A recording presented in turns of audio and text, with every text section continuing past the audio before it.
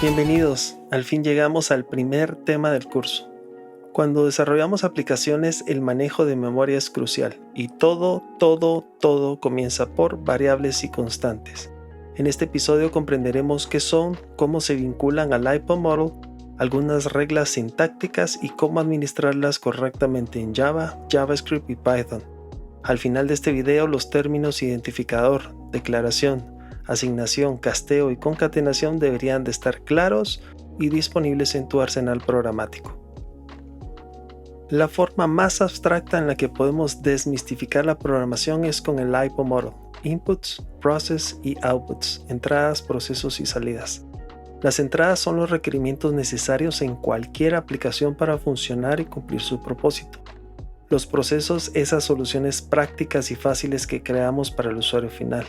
Las salidas son las transformaciones de las entradas mediante los procesos que generan la solución a un problema específico. Analicemos algunos casos. Redes sociales o mensajería electrónica. Las entradas podrían ser texto o archivos multimedia que queremos compartir. El proceso inicia al presionar el botón de postear o enviar. La información sube a los servidores, se analiza, se comprime, se prepara para generar el producto final. El usuario nunca se preocupa por entender la parte del proceso, pero sí conoce qué debe ingresar y qué espera recibir. Otro ejemplo pueden ser los videojuegos. El usuario determina las entradas mediante el mando o control. Los procesos se vivencian al saltar, avanzar, disparar o cualquier otra acción dentro del juego. Las salidas, las horas de diversión y la experiencia del usuario. El jugador no se preocupa por la tasa de transferencia de frames o cómo el GPU optimiza sombras y efectos de luz cuando hay múltiples elementos en pantalla y nunca se preocupa por entender los procesos, pero conoce las entradas y las salidas. Por último, un ATM o cajero automático. Las entradas, tarjeta y PIN, los procesos, acceso al sistema y transacciones, salidas, retirar dinero y comprobante. ¿Qué pasaría si las entradas fueran correctas, pero los procesos y las salidas no? Ese es el factor crítico del desarrollo de software. Si lo analizamos bien, todo en la programación, en su forma más básica, son entradas, procesos y salidas. Hasta los dispositivos con los que interactuamos a diario dentro de su arquitectura funcionan de la misma forma. Analicemos rápidamente el diagrama. Todo comienza con los controladores o dispositivos de entrada, pantallas táctiles, micrófonos, teclado, mouse, que envían solicitudes a nuestro CPU, Control Processing Unit, que se divide en dos subunidades, Control Unit o unidad de control, que administra todas esas solicitudes o requests enviadas al procesador por parte de los dispositivos de entrada, de salida como de la memoria principal. La unidad algorítmica lógica, Algorithmic Logic Unit, es la encargada de realizar operaciones tanto aritméticas como lógicas. El CPU utiliza como apoyo la memoria principal para sus procesos y generar las salidas deseadas. Imprimir un documento, enviar un mensaje o mail, renderizar algo en pantalla. La abstracción más básica de estos dispositivos también puede ser entradas, procesos y salidas. Ahora veamos dónde podemos almacenar temporalmente la información que ingresa el usuario a nuestras aplicaciones para que sea procesada y devuelta de forma correcta. Tanto las variables como las constantes son ubicaciones que nosotros definimos para guardar temporalmente información para que sea leída, procesada y devuelta al usuario. La diferencia entre ambas es que las variables pueden cambiar su valor mientras se ejecuta la aplicación y las constantes no. Veamos algunas características. Podemos almacenar texto, números enteros o decimales, true, false, que son valores lógicos, objetos, caracteres y otros. Existen reglas para definir los identificadores de nuestras variables y constantes. No pueden contener caracteres especiales, no pueden llamarse igual que palabras reservadas de los lenguajes, no pueden iniciar con números y otras. Poco a poco vamos a ir ejemplificando. La palabra identificador hace referencia al nombre que asignamos a la variable constante.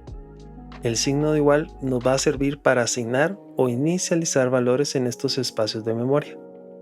Usaremos escritura de camello o camel casing para variables, es decir, iniciamos con minúscula y de haber varias palabras en el identificador, podemos dividirla por mayúscula sin espacios. Para las constantes usaremos escritura de serpiente. con el identificador en mayúsculas.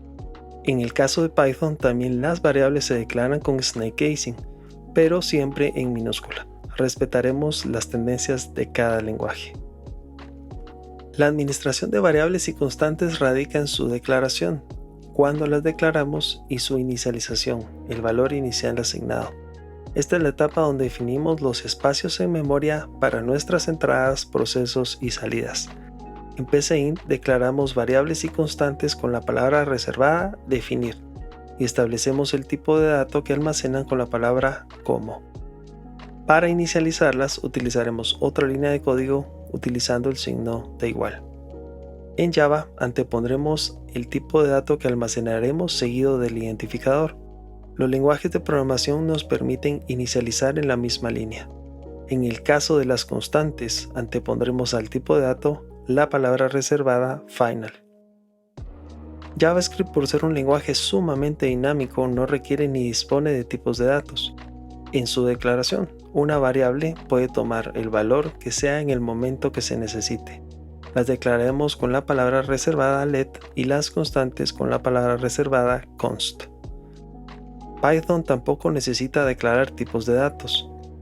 Como mencionamos anteriormente, las variables las declararemos con snake casing, a diferencia de los otros lenguajes que utilizan camel casing. Y las constantes siempre las declararemos con snake casing y el identificador en mayúsculas. Al solicitar información y almacenarla en variables debemos castear. En otras palabras, convertir la información al tipo de dato asignado de la variable. Siempre que el usuario ingrese información mediante el teclado, es texto, no números ni valores lógicos que las máquinas entiendan para operar, por lo tanto debemos castear.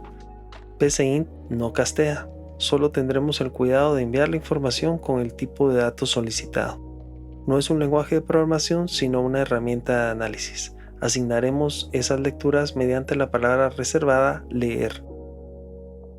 Java dispone de helper classes o clases de ayuda para cada tipo de dato primitivo. En el ejemplo podemos ver la clase integer con su método parseInt que está casteando o convirtiendo de la línea de entrada, en este caso el buffer rigger, a través del método readline y está asignando ese valor a una variable numérica llamada sumNums. JavaScript, aunque dentro de su definición no cuente con tipos de datos, sí dispone de funciones para castear. Las vimos anteriormente en el video de introducción a este lenguaje. Podemos ver en el ejemplo cómo mediante parseInt estamos casteando de la página web con el método getElementById y asignando ese valor a la variable de sumNums. Python, por su parte, también tiene métodos o funciones como int y float para convertir valores de ciertas líneas de entrada. En el ejemplo podemos ver la función de input solicitando un valor al usuario y convirtiendo o casteando a entero para asignárselo a la variable de sumNums. Después de los procesos, nuestras aplicaciones deben mostrar las salidas. Para hacerlo utilizaremos el término de concatenar, que no es más que unir valores. En PCInt concatenamos mediante el símbolo de coma, es decir, el texto de total y el símbolo igual unido al valor de nuestra variable sumNums. En Java concatenaremos con el signo de más. En JavaScript utilizaremos string interpolation. El mensaje irá dentro de acentos graves y para concatenar valores de variables utilizaremos el símbolo de dólar y dentro de llaves llamaremos a la variable que representa nuestra salida. Python presenta varias formas de concatenar. La más básica es con el símbolo de más. La función print únicamente despliega texto, por lo que algunas variables las tendremos que castear a texto mediante la función str o string. Con esto finalizamos toda la parte teórica y estamos listos para resolver nuestro primer problema. Saludos desde Guatemala, que Dios te bendiga, Alan out.